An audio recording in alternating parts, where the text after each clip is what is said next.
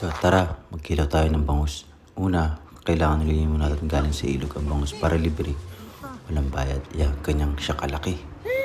Tapos hiwain natin yan. At yung hiwa niya, mga log, grabe, napakalaki.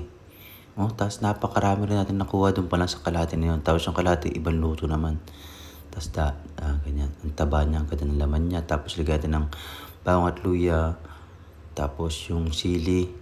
Tapos lagyan na rin natin ng kalamansi. Isama niyo na yung balat kung gusto niyo kasi manunod dyan yung lasa niya eh.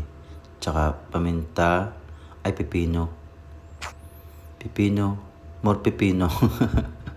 Paminta. Oh, napakasarap. Tapos haluin natin. May suka na rin pala yung mga lungnog.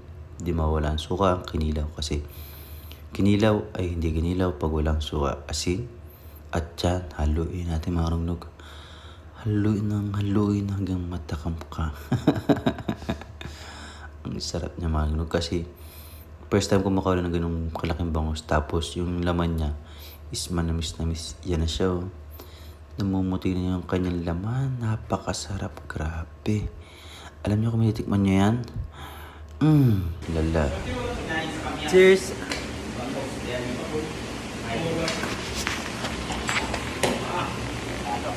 Ano?